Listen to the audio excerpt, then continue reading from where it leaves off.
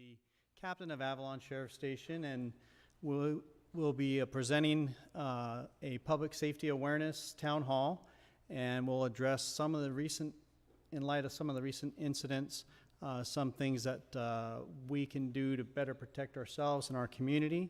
And with me is Sergeant Grayson Klein, who's my right-hand man here at the station, and assists me in a number of duties and responsibilities we have. And so let's go ahead and get started. The objectives is to address community concerns, and that's where I ask members in the audience and folks to bring concerns to us. Some of the recent concerns that we're aware of have to do with the bicycle operations throughout the city, the riders riding unsafely, not wearing helmets as they should, and we're asking for greater support of the community and for parents to enforce that with the younger folks of the community so that we don't have a traumatic incident occur wherein they're seriously or severely injured by not taking those precautions. Another thing as we're now going into summer is the underage driving, unlicensed driving that's taking place. We had an incident on Sunday night wherein a unlicensed operator of a golf cart was actually driving under the influence of alcohol, was twice the legal limit under the influence as a juvenile. And we also had a crash just outside the city hall here where an unlicensed driver struck one of the city buses. Those are just concerns that we have, we're hearing, and we're asking for not only community support but the parental support to ensure that the kids aren't violating the law. We're also going to define, in light of recent incidents, there was actually a shooting today at a high school graduation. So we're going to talk about some active threat events. People also refer to them as active shooters, but they're threat events that, as to what took place last week, we want to reassure the community that we as a Sheriff's Department are prepared and ready to deal with any threat, any problem we have on the entire island, not just here within the city, but the entire island, and we have the means to go ahead and take care of those types of things. And then providing trained responses to survive a type of incident. So a lot of people think about school incidents being the most popular or most damaging. It really strikes our hearts because they are our children.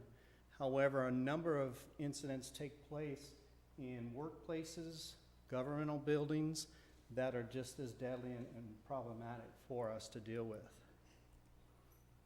So, as I mentioned, we're going to be addressing some key information regarding active threat events.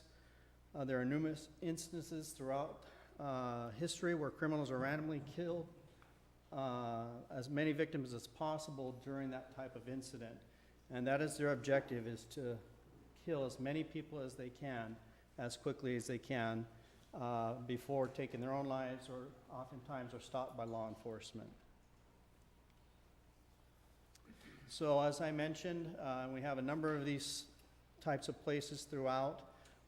Active threats can occur anywhere large groups are gathered and congregate. That includes our shopping areas, be it Front Street, any number of our restaurants, of course, our school, concerts. We just had 3 concerts this past weekend. We've got the Wine Mixer coming up, and going back in history, we know that there have been a number of incidents, concerts and other events where mass killings have taken place, and we want to prevent that and or deal with it as quickly as we can. So I feel it's imperative that members of the community be trained to deal with an active threat event, and know that we as your law enforcement agency, as well as the fire department and other first responders, are equipped and trained routinely to deal with any such event. So, definition of an active threat event is an event described as an emergency situation involving person or persons who's actively. Okay. Got it. Thank you. Okay. So the threat event involves a person who's actively engaged in killing or attempting to kill people in a populated area by acts of either random or systematic violence. As I mentioned, the overriding objective is mass murder, different from another type of criminal event such as robbery or kidnapping. Active threat events include any assault with a deadly weapon. It doesn't have to be a gun at all times. We've seen a number of incidents where knives are involved, explosives are involved, and again, with one objective in mind, is causing as many deaths as possible. Little review here with a reward. So I'll let you guys read the question, and whoever comes up with the first answer wins a prize. Who said it? I didn't raise my hand. That's okay. I was excited. Get a $15 gift card to Sailor's Ice Cream. So. All right, there's more chances. Go ahead and begin. Whoever says it first.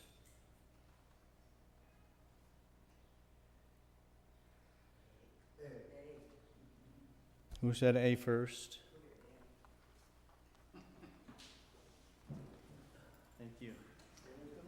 All right, so by definition, an active threat event includes any deadly weapon causing mass homicide, to include guns, knives, and/or explosives. Not just guns only, as it says there, nor assault rifles. And I didn't include it in the presentation, but on the topic of assault rifles, because a lot of people think assault weapons are the problem. In fact, in all active shooter or mass killing events, the primary weapon is a handgun, not a rifle. So that's statistics provided by the FBI. Okay, number 3. Someone on this side.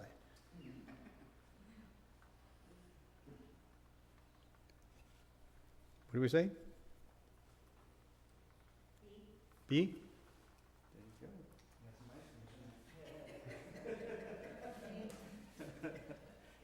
All right, so again, there are other things to look at there.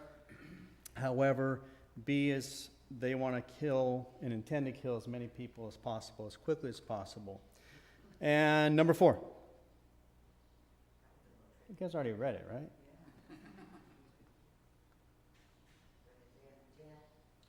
I experienced a very odd one shopping in San Diego, and that was on a very, very cold day where people were coming into one of the big shopping centers, and they came inside just to get warm.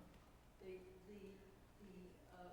air conditioning was too hot. It was suffocating, and it rose higher and higher, and by the time we finally left, I think it was about 100 degrees inside. We couldn't even buy our purchases. We said, just let us out of here. Wow, yeah. See. See? All right, so generally speaking, active threat events do not focus on one individual group, but rather targets of opportunity. True or false? It is true. So I'll just leave this up here for the honor system for whoever wants it. All right. So these are some stats that break down 2020 to 2021. And of any of the matrix here, you'll see some almost doubled. And these are the same types of incidents. And you look at the increase in some of the casualties, some of the incidents and how they're resolved. There's only one matrix that decreased, which I'm grateful for, given our profession, and that is the law enforcement officers wounded was reduced by more than half, with 5. 1 is too many. And you also see that the engagement with law enforcement to shooters, increased significantly. So, again, these are stats that cover the entire country. In this case, in 2020, we had these incidents occurring in 19 states, and in 2021 in 30 states. But again, 1 life is far too many. Even someone getting wounded over acts involving this type of incident are very problematic, but these are some breakdowns of the stats and how they're gathered and reported. So Sergeant Klein's going to take over this next portion. Hi, I'm Sergeant Grayson Klein. So the captain gets to give out all the prizes, and I get to cut down to the meat and potatoes of how we survive. And they're often important things. And if you look at this picture here, surviving an active shooter, the perfect world, 5 people to go in. And oftentimes, as you can see on the island, we may not have that many. But the purpose of this meeting was after what happened in Uvalde, Texas, and how we saw in the aftermath and some of the after-action reports on response times and how things went down. The purpose of this is to let you know that that will not happen in this town. If there's just me and Joe or just me and Justin, then you can be rest assured that we will be going in and attacking whatever is causing mass destruction to our people. So that is my main focus here, is to reassure you guys that we will be here. And there's some important things that I want to cover as far as communication that we're going to get to in this. Some of this is incumbent upon you as the citizens if we're at school or we're at an event at the casino or at work and we start to notice behavioral indicators. And as you guys can go through these, I'm not going to go through every one, but some of these you may seem to notice in people. If somebody's got a personal beef with somebody. Oftentimes we see in this town and other towns, they like to put that on social media. Well, you should look into those and wonder, are these threats, should I perceive them as real threats? If you start noticing somebody that's saying, hey, I just bought an AR-15, I just bought myself a Glock, and they start acquiring many weapons where that's out of character for somebody, that should be an indicator.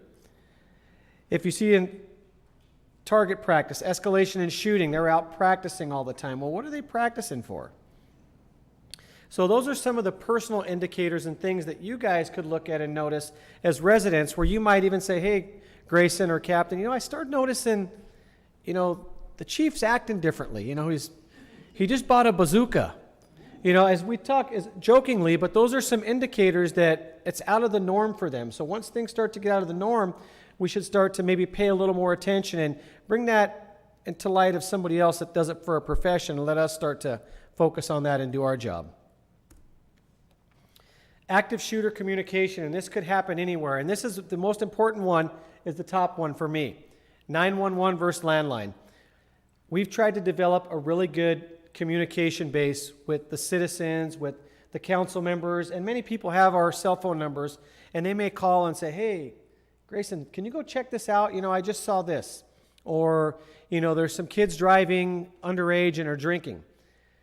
For us and to protect us, the communication on this small island, it's much more important to either call 911 if it rises to that level, or call to the station, because let's say that Mr. Olson here calls my cell phone and says, Grayson, I saw some guys and I think they're stealing from Sailor's Delight.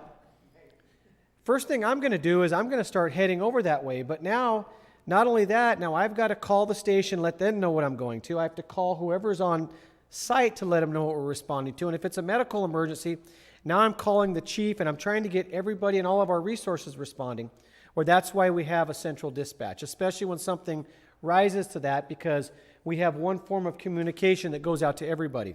So the fire department can hear when we're rolling to a fight or a disturbance, and whether we've requested them or not, they're already being prepared to be deployed to a situation like that. So it's extremely important to us as the line of communication. When you guys see something, get that into the station and let us get our resources deployed. Back to the active shooter communication, this is going for, let's say in a workplace, let's say in City Hall here something happens. you guys should be practicing on your own with code words and key terms. If you were here and the city manager starts noticing somebody coming in and acting irate, or maybe they saw a pistol or some sort of weapon, they may have, hey, it's code blue, guys, and, keeping the same demeanor, and that may let Cindy or someone else, that's here, hey, we might want to call the sheriff and let them know that something's going on here, and we don't want to show our cards and let them know, hey, we're freaking out. We're afraid something's going to happen here, because we don't want to let them know what we're preparing for. So that's incumbent upon each business and each agency, no matter where they are, to practice that themselves. The alert process for emergency responders and on-site staff, we don't speak in police terms. When we're involved in an active situation and we're in a unified command with the fire department or with the Coast Guard or with Harbor Patrol, if the captain and I and Justin are talking in police code, other people that are there to help us, like Orrin, who may not know police code, is going, well, what's going on here? And now he's confused trying to figure out what's going on. So when there's any situation, we will be speaking in plain English, in English text. So other people know. Another thing about this island is if there's something going on, I can guarantee you that I'm going to have 5 residents or more coming to render aid and assistance to us in a volatile situation. And if we're talking in code and they're here to help us, that's not very beneficial. So if there's ever a situation, you won't have to ask. Ole won't be saying, Grayson, what are you guys talking about? We will all be on the same page, that you guys know what we're dealing with and what's coming. The goals of an active shooter, those are pretty simple. For us, it's to minimize loss of life. And as we learned, how do you minimize loss of life? What do you think is the most important? Timing. Preparedness and timing. A quick response is how you eliminate the threat and how you save loss of life. We plan, so when something like this happens, we're not going to be sitting outside planning, because we've already practiced and prepared this. So when we get there, we're rolling and things are going. So the planning has already occurred. The practice has already occurred. And the time is the most crucial for us to be successful in any sort of active shooter or significant, or what'd you call it?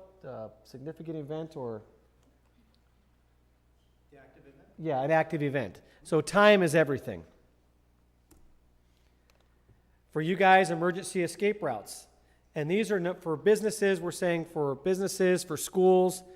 Joe and I and all the officers here have gone through the school map. So if they say there's a shooting in a certain classroom, we have all those also deployed in the vehicles. So somebody new here, or if an overtimer is working or a newly assigned deputy, if we tell them the rally point where we're going to meet and what classroom we're going to be progressing to, they can bring that up and say, oh, okay, I know right where we're going. So it's important for you guys in your small businesses and in some of the larger corporations also to have escape routes to get rid of the area. You want to get out and you want to lock things down. As you see, if we've got somebody rolling around a campus, the most important thing is to lock doors. Open doors, just give them an avenue to come in.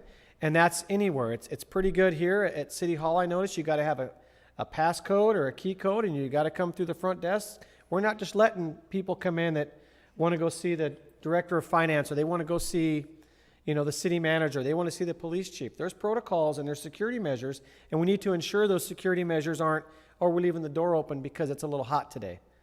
Well, sometimes good security isn't convenient, and you have to remind people that. This was Joe's part. Thank you, Grayson. All right, so this is stepping into the universal national model of teaching as it relates to dealing with a active shooter event, a hostile event, and things that we want to prioritize. And they're very simple, and you probably have heard these.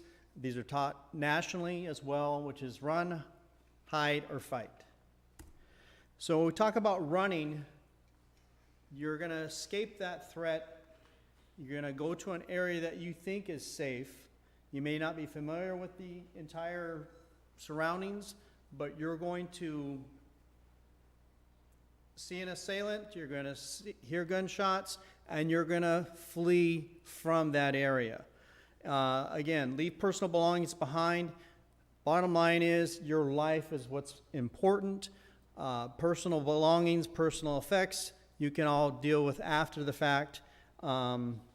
help others if possible, prevent others from entering the area. If you're fleeing, they shouldn't be, entering. You let them know in whatever term you want to say to them. Let's get out of here. Let's run. There's a shooter. They should clue in and know what's going on. Keeping hands visible as you are running. As in this type of incident, you are going to have deputies aggressing. We're running to the threat while someone's running away from the threat. Just keep your hands visible. Don't attempt to move wounded people, because oftentimes you can injure them more, and or they're wounded because the assailant has already assaulted them. They may be coming back to them. So you want to avoid that. As much as it's in our own hearts to safeguard lives, save lives, care for others, it's not advisable that you do that. So hide and defend. If you're unable to escape, your safe or defensible space is a lockable area, be it the AV room or be it an office. You want to make that location appear unoccupied. Suggestions are turning out the lights, closing doors, close blinds, remain silent. To avoid detection, you want to turn off your communication devices. Silence your cell phone. If you have a school radio or a fire radio and it's going off, it's going to alert that person to an individual possibly being around and causing some problems. Hide along the wall outside of the doorway, windows you want to get away from.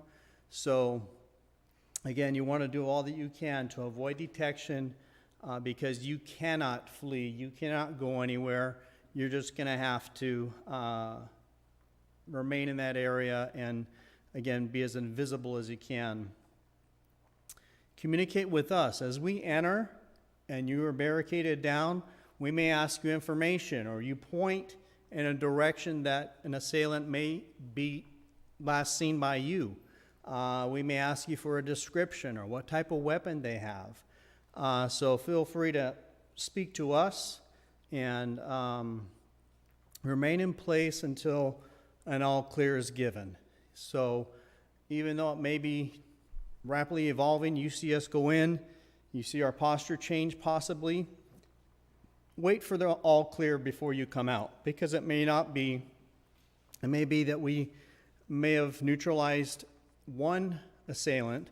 There could be 2 or 3 more that you may not be aware of that we are. So just as best you can, just remain in place until the all clear is given. And lastly, to fight. This is a decision that you have to make to stay alive. If you're in an office environment, think about what's available to you. Staplers, phone cords. In this room, what's around that you see that could be used as a weapon? What's that? Phones. You can whack someone with a phone, a laptop, sure. Even a pen. As simple as a pen, yes. I was checking out The spears on 2 of the flags. I was wondering who was going to clue into that, but we have poles with spears on 2 of our flags. So again, you need to get in the mentality as to what's around, what can I do. Fire extinguishers, although the chief may not like it being used because we have to recharge them, but fire extinguishers are a perfect defense tool and a distractionary device that you can use when you spray it in someone's face. We have this everywhere. So sanitizers around. If you're going to use anything you can to give yourself the advantage to survive. So identify potential weapons, as I mentioned. Work together as a team. You hear sometimes where someone on an airliner, 38,000 feet, begins to act up. What do people do? They rally together as a team to deal with that individual who's potentially causing harm on board that airplane. That's the same mentality. Even though we may be already into a different area, another assailant comes in, guys will rally up and say, we're going to take them on. Could be just throwing down personal weapons or finding other tools that will assist you. But again, the overarching objective is to remain committed to survive is your bottom line. Law enforcement response, as Sergeant Klein mentioned, our main focus is locating and removing a threat to life. We'll have our weapons drawn, not only our handguns, but we have a number of weapons that we employ that will probably be equal to, if not stronger or better than what an assailant may have. Rapid entry, as he mentioned, we are not going to delay. I had an incident wherein one of our employees was taken hostage. From the time she was assaulted to the time a shooting occurred to the time she was rescued was 69 seconds. Okay, not 69 minutes or 57 minutes like it has taken place in Texas. So that's how we react. That's how we save lives. So again, looking at that rapid entry, we took an oath to put ourselves on the line to safeguard the community, safeguard all of you. So the picture here, as you know, we are on an island. Our responses from the mainland are delayed getting here regardless of where they're at in the channel or where they're at over town. We have, and the chief and the fire captain, Captain Fry, are aware of our protocols as well as our dispatch as to who we're going to call first to get us help to assist in any type of situation. This helicopter you guys may have seen flying around the island, flying at Pebbly. We could put 15 people on this helicopter. We have our maritime units that are on the water 24 hours a day that can assist in coming out here and assisting us. We also have Orange County Sheriff, which is a more direct shot from their base coming to the city. LA Port Police, 24 hours a day. We have agreements and protocols for them to come and assist us in those types of incidents. So we have plans already in motion that even though we may be outnumbered or needing resources, we have a means by which to get them here and get them here quickly. So from the civilian side, follow instructions, as I mentioned to you, raise hands, because as you know, we're going into a hostile environment, hostile situation. We don't want to mistake someone for being a threat versus a friendly. So the simplest things of raising your hands, keeping your fingers open, provide requested information. Again, we're going to ask, where was the shooter? Which way did he go? As you are fleeing or you're in a position of safety, we will ask those questions. This way we can communicate that to our responding deputies and other folks. Avoid quick movements toward us. It's common sense. If we're aggressing, don't stop and ask us questions.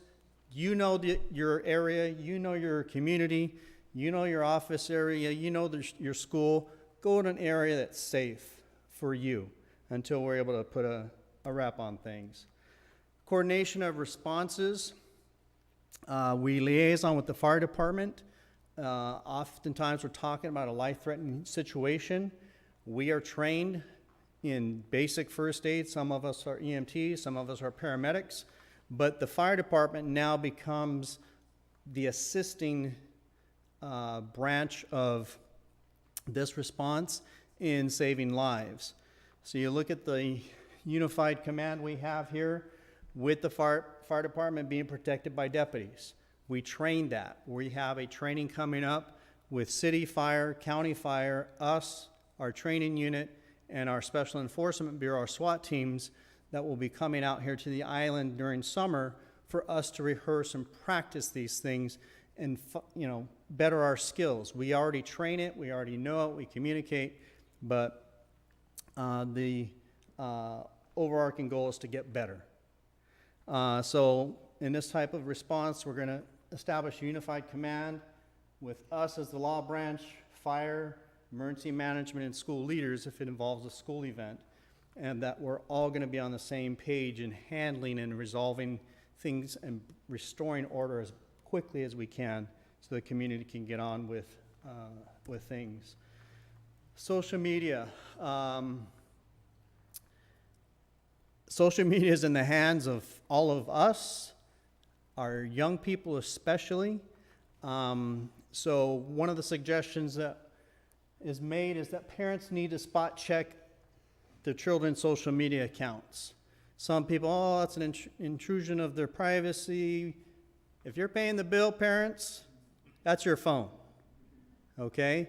As much as it, is important to them, it's important that you know what's going on in your child's life. We've raised them, we care for them, we feed them, we nurture them, but we don't know what's going on that backside of things. So go ahead and spot check, review for increased communication,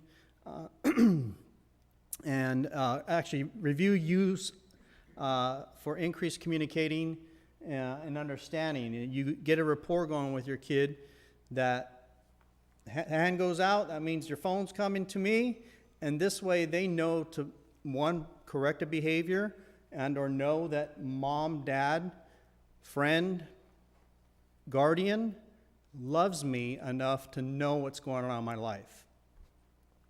If something is questionable, we have trained personnel to conduct threat assessments.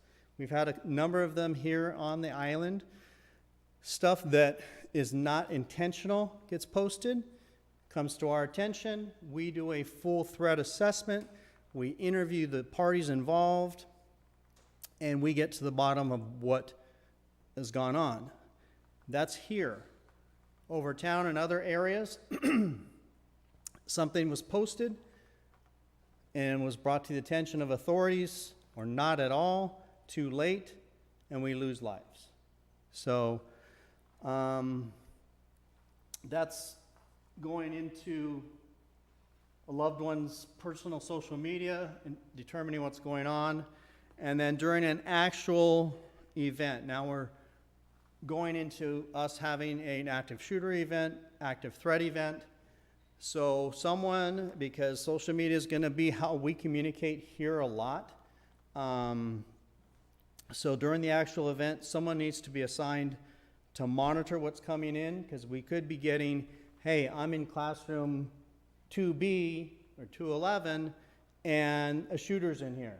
Someone needs to be monitoring that, not just us, but if you're made aware of something that you see, because you may be in a different group or a texting group or a means of communicating that you're getting that information, that needs to get relayed to us as quickly as possible so we can deal with it.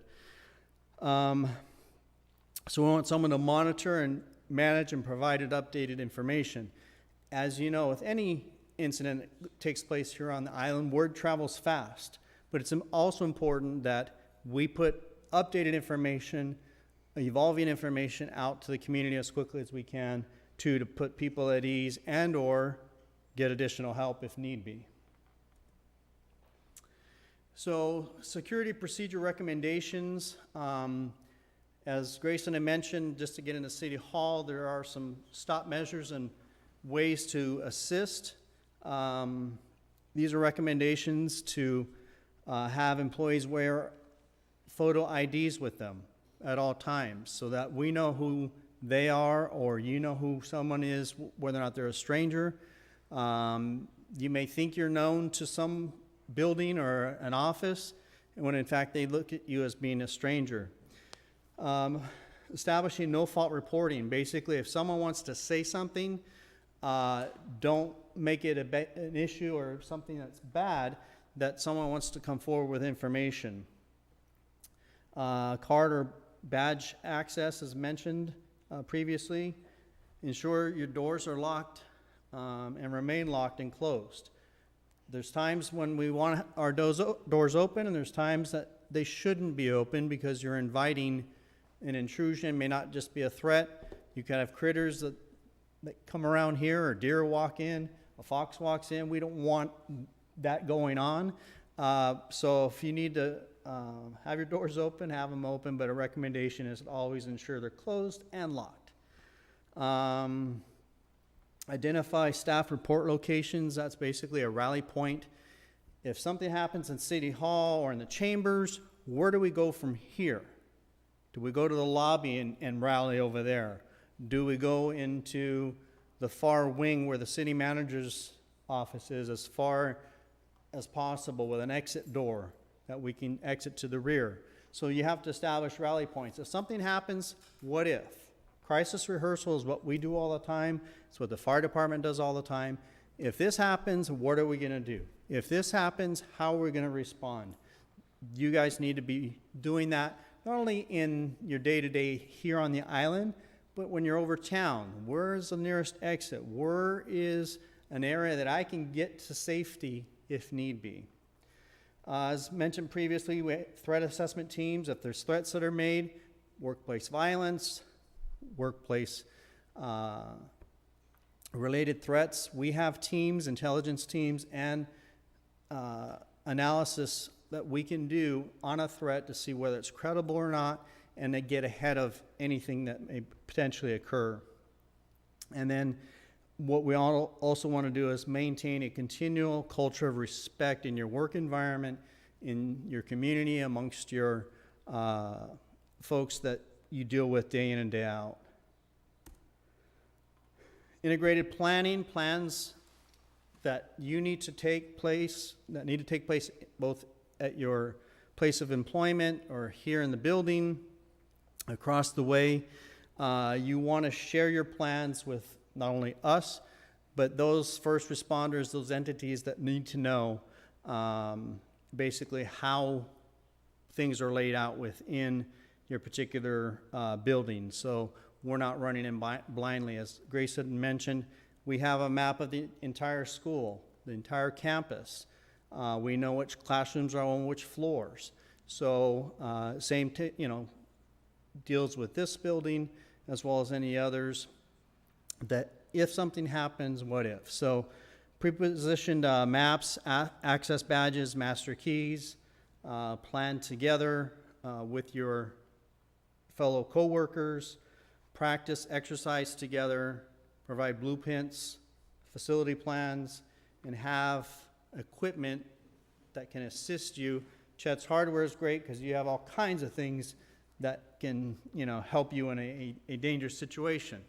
However, other buildings may not be as appropriately equipped, so have any necessary equipment that you need available to you. So lastly, this is what a real threat is going to be. The bottom line is what will you do? So in summary, the three factors we want to remember, and this handout is going to be made available to everybody here, is you're going to run, hide, or fight.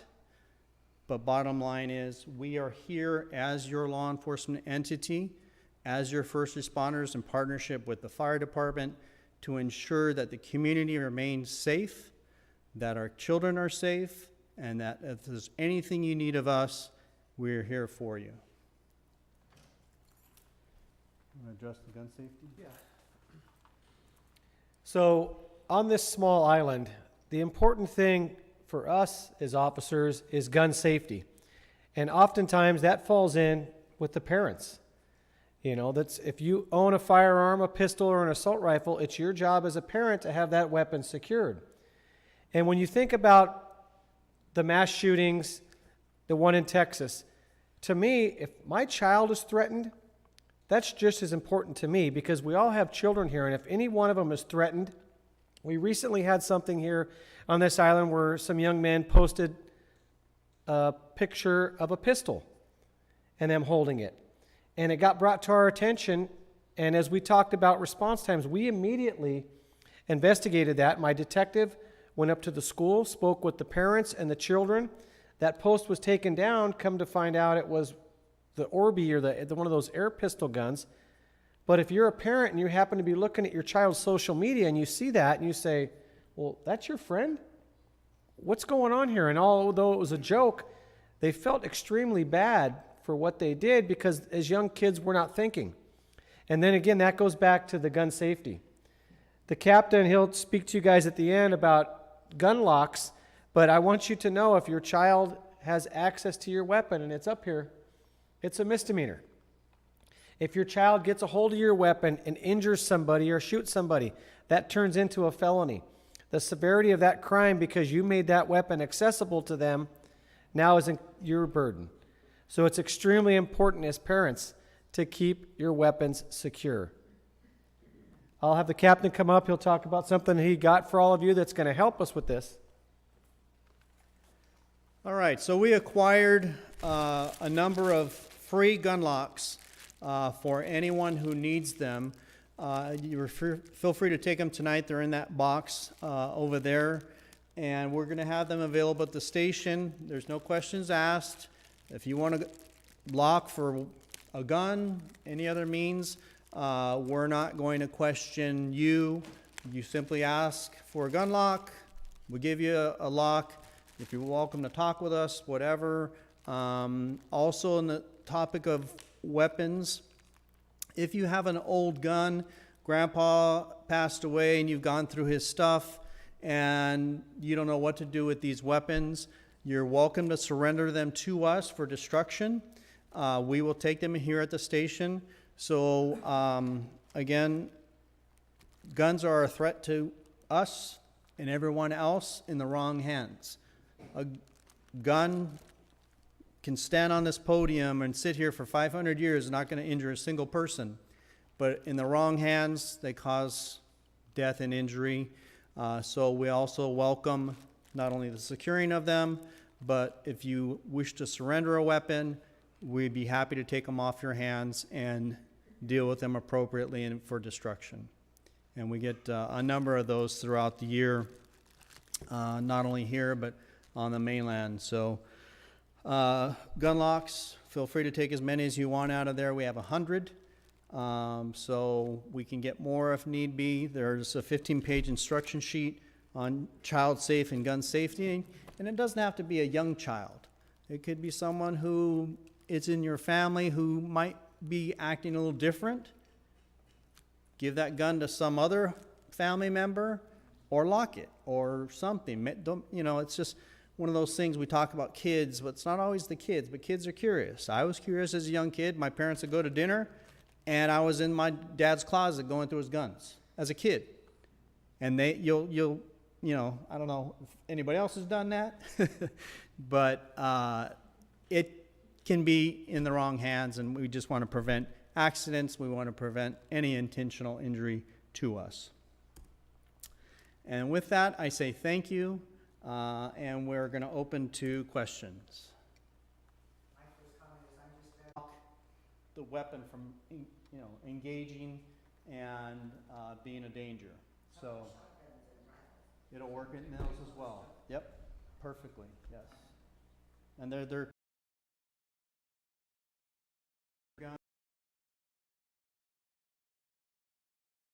keep your gun from being damaged.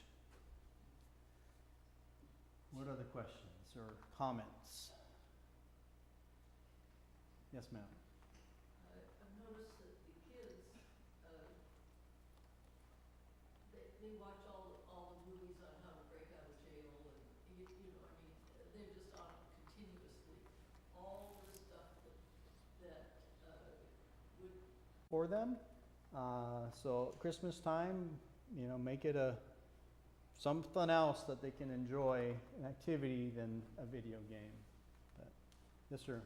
I saw, speaking of social media, I saw a report that there was some kind of incident involving young people fighting over the weekend. Are you able to speak to that at all? Go ahead. Sure. Go ahead, Mike. Ask if they could come to the mic, or can you repeat the question for the people at home? Want me to do it or you want me? You can, Yeah, you asked if there was an incident involving some juveniles this weekend? Involving fighting, yes. So on Sunday evening, we received a disturbance call down near Crescent and Clarissa. And upon the deputy's arrival, there was numerous juveniles scattering in the area, running on Lower Terrace, up Clarissa, down Crescent.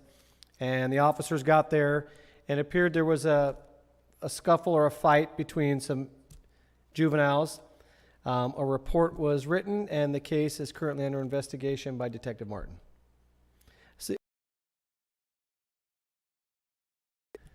It wasn't a robbery, or it was a fight that people get into, and there just happened to be more people watching and cheering on than. And again, once again, that goes into parenting and knowing where our kids are at and who they're with and what time they're out doing these things. Is that enough for you? Can you say what time it was occurred? It was before 10 o'clock. So it was in the later evenings, between 8 and 9 o'clock. Yes, sir. Yes, ma'am. Just considering based on the question of what time did that happen, are we back to enforcing the curfew?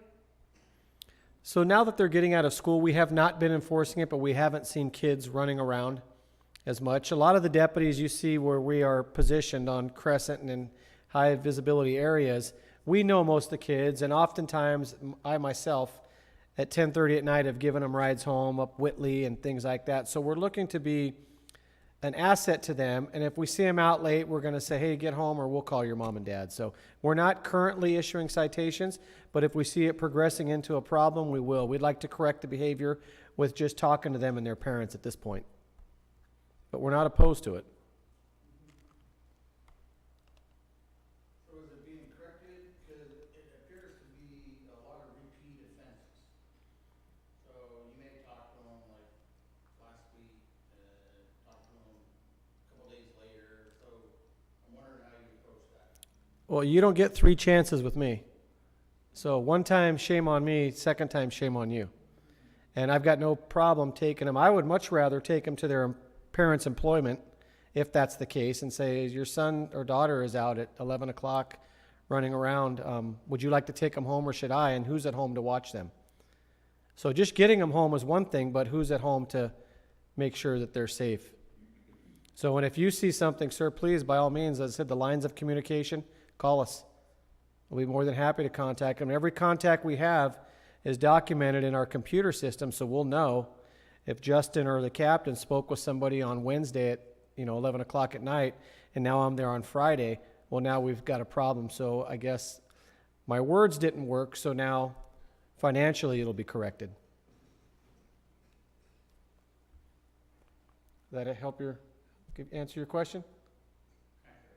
Okay. Yes, ma'am. So along those lines, and you can repeat if you want, with the underage driving, I know that you've had a few incidents of that, like you admit, but, and even with the e-bikes, you say, well, I guess the first question is, how do you get your parents involved, to teach them off, because look, how many parents are here, so how do you get them involved, and then once there is an incident, what can you do? Because I don't know that kids get put on probation and probation officers come here. There seems to be no consequences. Well, I can let Detective Martin come up. He recently had an incident. And also, Annie, we went to the school regarding the electric bikes, and we met with the schools. We had printouts of all of the vehicle code sections and what some of those punishments were. So we've started there. The bicycle behavior corrected, and now it's getting to be summertime, so they're starting to forget. So we have plenty of deputies that are more than happy to put it in writing so that they understand how to correct that. But are there citations for those kids? Because they're repeat offenders on those bikes all the We're doing time. citations, and we're doing, with repeat offenders, we're also citing the parents out now too. So parents are getting cited. So not only do the children have to go to court, but we're also citing the parents to go to court as well. So juvenile court for Catalina Island, it goes on Long Beach traffic for traffic violations. In the last 4 days since I've been on, working in the field again, helping out, I've gotten 3 so far. So whenever we need anybody to get hurt around here, especially running intersections. So we'll monitor traffic. Our deputies are monitoring traffic at night on all corners. They know what areas are hot areas, and they're making sure that we do the appropriate thing by citing them now. And That's what the public wants to hear. They're getting tickets. they are getting them. I've got 2 processing tomorrow. They're on my desk right now.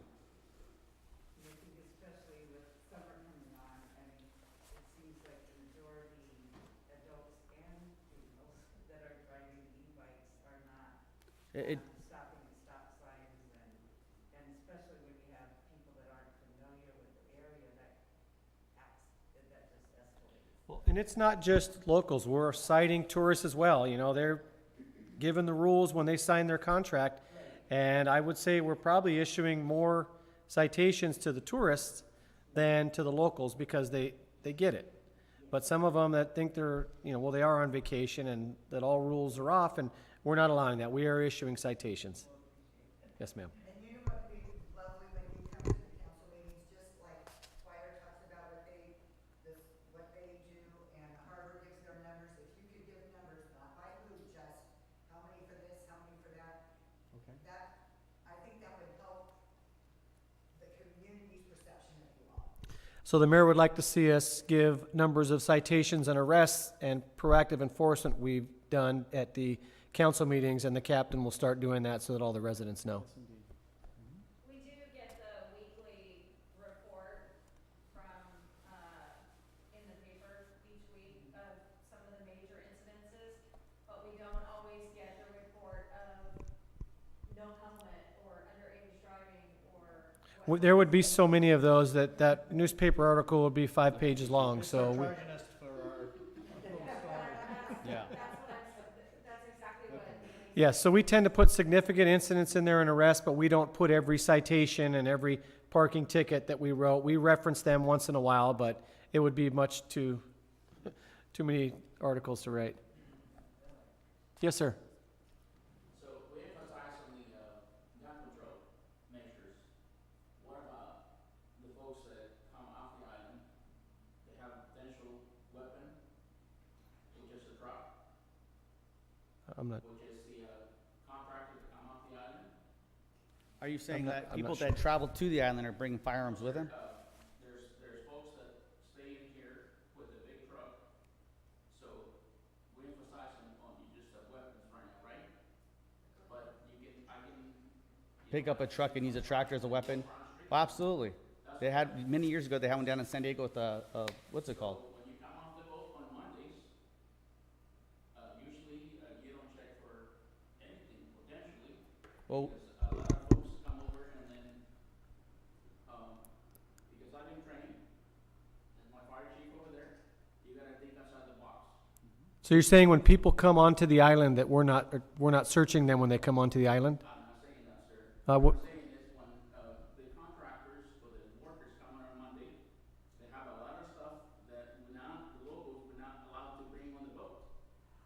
So if you look on Mondays, go on Monday morning and then see what stuff they bring on the boat. I know what you're saying. And I've been on those boats and they bring major items. When I have something like a little dolly, I have my groceries on, that I can send over to The barge.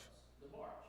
Exactly. So I think that's I think that's the owner of the companies. I understand that, but there's folks that park their vehicles, you know, by the hotel that I work. So what do you know those folks? Are they compliant? Are Com- they can get a truck and then just go down the street and. But I don't understand. Compliant with, are they bringing weapons or just because they're bringing tools? I can use the truck as a weapon. Absolutely. Yeah, we emphasize on just weapons, but you can use the truck as a weapon. Yes. What is that entitled to the safety of my children? So how would you like to enforce that? We'd have to pull every truck over and ask them what their intentions are at the vehicle. They come off the island and then there's trucks by the Holiday Inn now or. Oh, yeah, up on the, okay. Okay, well then, you know, you can get a truck, I can get and my truck and Absolutely. then go down the street and then, 4th of July weekend, bingo. Right, and those are threats and things we think about. And prior to my assignment here, we didn't have spike strips. Those are the pursuit stopping type, means that will deflate tires immediately. We have them employed in all our vehicles now, that if there is a threat or danger, you have cement trucks, you have full-size trucks, work trucks, that can cause a lot of damage. Even a small smart car can do it. A golf cart can injure somebody. Those are things that we hope and pray will never happen, but how do we deal with that without blocking Crescent, at Clarissa You know, how do we protect folks? You know, there's barriers, there's all kinds of security measures we can take, but we also want to be inviting to everybody here and not blocking folks. We can, again, that goes back to one state of mind, someone who's not normal, that you have a concern with. Even though they're family, feel free to call us. We can do an evaluation of them, we can talk with them, and if it meets criteria that we need to provide an intervention, if what you're doing or family is doing is not working, allow us to assist. So we can, again, we want to prevent things from occurring, but oftentimes people don't want to get us involved. Feel free, and I invite you to enroll us into assisting in someone who might be in crisis, might be under the influence. We all have ways to deal with them and How help do you them. know those things? You hear something, you hear something, you see something, you say something to us. We can't read minds just like anybody else in here. So if you hear or see something, you need to let us know. And that goes for everybody in community. Communication to us is parent. I mean, we have to know what's going on so we can vet it. We'll go up and contact the people you have concerns with, and even if just, there's no punishment telling us, hey, I think this guy's got some ill will in his heart that's gonna damage or do something, we'll go investigate that. I understand that, but the fact of the matter is when they get off the boat, they have their, I know they pay their fees, they have their big old truck or whatever they're driving. So how do you know those folks are? I'm not, I'll talk with you afterwards, but I'm not sure that I understand. We can't tell people what they can bring onto the boat, but that you keep saying that, sir, what they're bringing off the boat. We can't just go up and search somebody coming off of the boat without probable cause. So I'll discuss it with you afterwards and give you a little more detail, because I think it's getting lost in translation what you're asking. When I go get my groceries and I get questioned, and then there's construction workers that get off the boat on Monday mornings, and then they bring all the stuff they can bring. Who's questioning you? The sheriff? No, sir. The carrier or Yeah, that carrier is a private industry, sir. I can't tell you what you can bring, they can. Okay. I think, I just don't wanna beat this one down, but I would like to have you address one more time so that we have it on this video as well, the airsoft guns and the kids. Orbeez? And how you're handling that.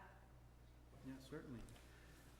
All right, so I've addressed in council, and we've had a number of incidents that have occurred throughout where our younger people are using, it's a gel soft type weapon. And I say it's a weapon, it's a toy, but it's a weapon. If there is a projectile that injures someone in their eye or causes a close impact, can cause severe injury. They're little, what we see most commonly and what is the young person's motive these days is to deploy this little gel-looking ball and to hit as many people as they can. There's a TikTok challenge that was out where you record yourself and how many people you can strike. And again, it's something that can go both ways. It's a toy in a sense, but if we as law enforcement encounter somebody who has a weapon that looks like a real gun, they might be in a situation that we might regret later, but they will definitely regret if we have to engage them, say, in a firefight. We think it's a real weapon and it's not. And we don't want to have that type of scenario. There's appropriate ways to use real firearms, toy firearms, but to shoot even a toy weapon at someone that has a potential of causing injury is serious to us and serious, of course, to the individual that's struck with that particular toy weapon. Yes, sir. Related to these types of weapons, walking this morning on Chimes Tower Road, I saw about 5 or 6 little CO2 type cartridges. Are those used in those types of weapons? They are, as well as, those could be in BB guns as well. But CO2, depending on what road you're on, they're used to inflate bicycle tires. There's different means for it, but there's a variety of things that can be employed with that particular type of charge, but more specifically, it's those other weapons. And I say weapons, if they're used inappropriately, it becomes a weapon versus a toy.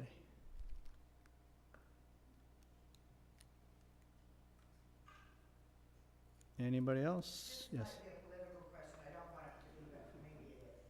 Does the county sheriff come out with a stand on any kind of gun control? So, I can't speak for Sheriff Villanueva. However, the position is that a gun can cause severe injury and harm. From a political standpoint, I can't really mention. We advocate, as we did in this presentation, gun safety. These locks came from the department to safeguard weapons. We're doing everything we can to ensure the safe operation of weapons. Whether they're for or against the surrendering of them, we want to, support sportsmanship, defense, but we also will deal with anything that is in violation of the law or them being used inappropriately, and we'll take action. All right, so with that, we thank you for your time, and if you need us or want to speak to us offline, we'd be happy to entertain any other questions you want to discuss in open forum. Any suggestions for how we can better improve our service to you, I'm very open to as well. And we have new personnel that'll be coming through, and it'd be great to hear, for you guys to meet them, walk up to any of our deputies, introduce yourself, tell us a little bit about who you are and how we can best protect you, guard you, partner with you in keeping the community safe. Ask the deputy where they came from, all the personnel that I'm bringing on board are very personable, are hardworking, have a lot of experience, and we are, as I tell them when they come here and have interest in coming here, is we are one with the community. We are the community in line with the electeds as well as everybody else, regardless of their status or job or position here on the island. We are one with you. Well, you bring up an issue then, because I know when we were interviewing you, we were talking about we needed some staff with longevity. Yes. And I'm not really seeing them, I'm seeing you, the longest lived, but I don't know if the new people that are coming in. Since 2008. Okay, well, there's. And you're for 7 days a week? Yeah, You're for I live 7 days here, a week? yeah. Okay, but okay, and Dina, Yes, 16 years with Dina. and that's about it, though. And so, are you having any success as you're, because I don't know who's leaving, but how many people are leaving and how many? You may notice our deputies are younger these days. And oftentimes it's been the trend that people in our department will come here in their final years and go ahead and depart. But Irma Montoya, I'll point her out. She's one of our younger deputies. She's nowhere near retirement. We've got a number of fresh blood, young blood coming to the work with us here.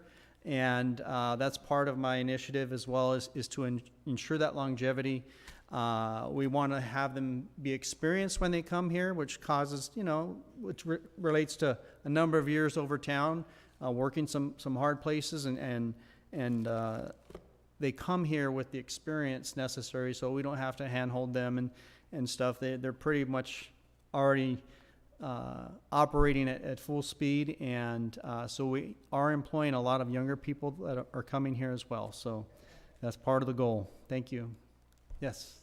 I'd like to thank you for bringing the reserves in, and this weekend, they were, I'm sure, necessary, so I appreciate that. Yes, and we're proud to say that we are starting a reserve company here at the station for the city, for the island. So we have 17 search and rescue volunteers, which are civilian volunteers to the Sheriff's Department, but these are actually reserve deputies. And as you noticed this weekend, they look just like us. They are trained with the same level of training we get, and they work for $1 a year. And after taxes, it's about 76 cents a year. So a lot of them have their own lives, but they still want to play cops and robbers. And they are really giving individuals to not only volunteer and work over town, but when they come here, they really embrace their assignments here. And I'm proud to say that we're going to have 3 deputies, reserve deputy sheriffs, that will be assigned to the station working with us on the routine schedule. So, and I'm happy to, again, I'm very proud of that, that they will be here, I don't want to say free of charge, but in a sense, free of charge, giving of their hearts, just to care for the community. Okay, with that, oh, yes, ma'am. What about if you laminated signs that just got stapled on the telephone pole that had the numbers to call, the sheriff, number to call, fire department number to call, just so that people would have it handy, right? Everybody has a phone, and they can use it. They can, or if they have that phone, they program all those numbers in there, or when all else fails, 911 gets you fire, gets you us, gets you anything you need. So it's the easiest one to publicize. Yes, sir. Yeah, I found a stash of business cards that I believe were from the sheriff's department and had a significant phone numbers on it. Might be a good resource at the hotel, so that's what I Okay. used it.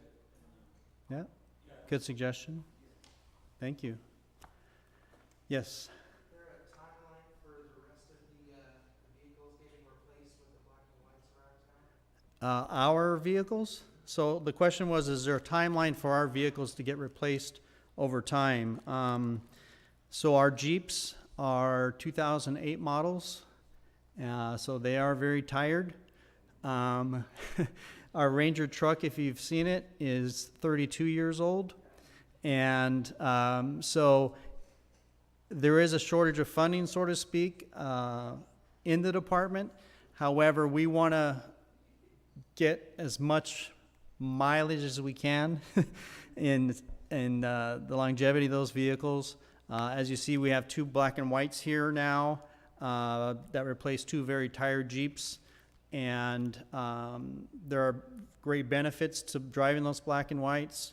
As Deputy Montoya mentioned, it was Christmas for her when she was able to sit in one out here. The Jeeps, are difficult for us to put suspects into. There's about a 12-inch opening for us to put someone into with their feet and into the seat in a higher elevated vehicle. It's caused a number of back injuries for our personnel, injuries possibly to the suspects, where the black and whites have a partition that's going to safeguard the deputies in transport, especially from 2 harbors if they're coming here. Our partition's going to protect the deputy from getting kicked in the back of the head, spat on. Of course, they're handcuffed, but head-butted. So there are some advantages to those vehicles. And we do have a request for electric trucks out here. So they'll be fully electric. So considering the environment and the island, they are going to be ordered here, hopefully in the near future, that will have fully electric vehicles that will replace some of the very tired and gas guzzling ones. So.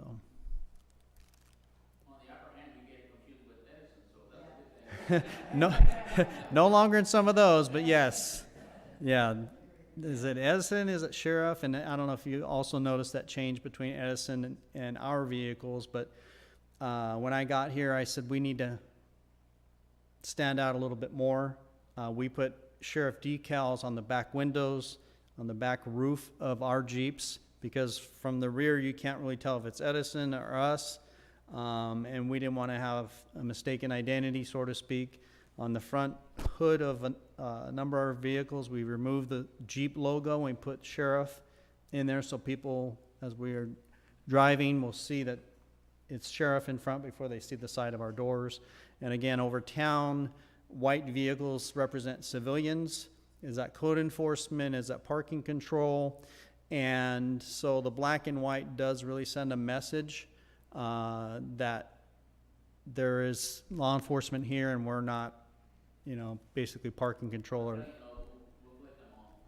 What's that? We'll flip them all. Yes. We started parking them on Front Street during the busiest days, and it's dropped down significantly with some of our shoplifting and stuff. The only day I didn't do it, we had one shoplifter, but I caught him.